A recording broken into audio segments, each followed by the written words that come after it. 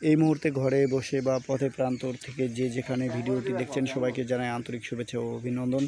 প্রিয় বন্ধুরা, এখানে ডিম দেওয়া হবে। তো এই পুকুরটার বৈশিষ্ট্য যদি আমি আপনাদেরকে তুলে ধরি, খুবই পুরাতন একটি পুকুর।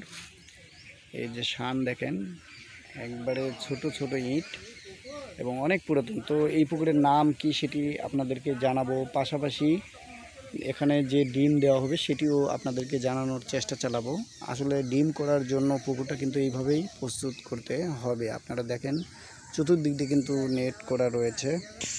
তো বন্ধুরা, আমরা এই পর্বে চলে যাচ্ছি, পুকুরটার নাম জানবো আর পাশাপাশি এই পুকুরটা কতদিন আগেকার সেটিও জানবো একজন এই গ্রামেরই বাসিন্দা তার কাছ থেকে। আসসালামু আলাইকুম।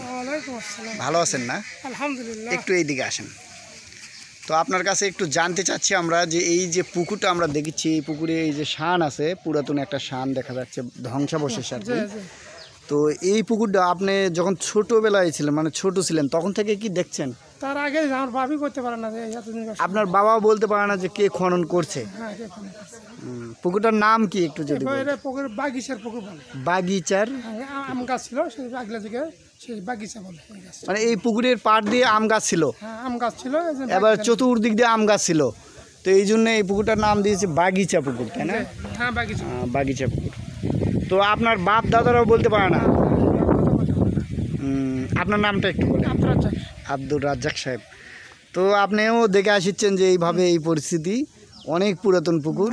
আর আপনাদের গ্রামে ওই যে মসজিদের ওখানে একটা পুকুর আছে, ওই জায়গায় আমি এই শান দেখছি, যে ছোট্ট একটা শান, মানে খুব ছোট ছোট ইট, তাই না?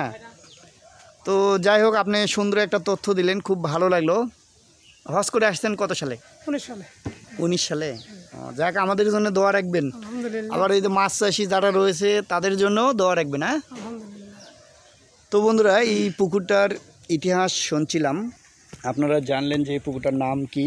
আর নাম হোক যেটাই হোক, সবচেয়ে বড় কথা হচ্ছে যে পুকুরে রেনু করার জন্য এরকম সুন্দর একটি তলা বিশিষ্ট পুকুর খুবই প্রয়োজন। কারণ যারা রেনু মাছ করবেন তাদের জন্য এরকম একটা সুন্দর তলা বিশিষ্ট পুকুর দরকার। কারণ এই সমস্ত পুকুরেই কিন্তু পাবদা মাছ করেন বা কাঠট্যাংরা করেন, যেটাই করেন সেটাই কিন্তু হবে।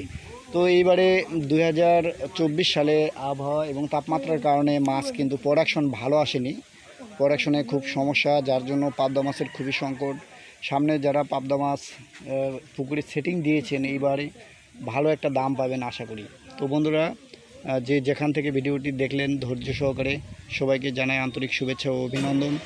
এবং আপনারা আমার জন্য দোয়া রাখবেন, এইরকম নিত্য নতুন ভিডিও যেন আপনাদের উপহার দিতে পারি। তো আজকে জানালাম আপনাদেরকে পুকুরটার নাম কি, পাশাপাশি এই পুকুর কতদিন আগেকার এবং এখানে পাবদা মাছের ডিম হবে কিনা, হতে কীরকম পরিবেশ লাগবে, বা কাঠট্যাংরা মাছের ডিমের জন্য কীরকম পরিবেশ লাগবে সেটি আপনারা জানতে পারবেন।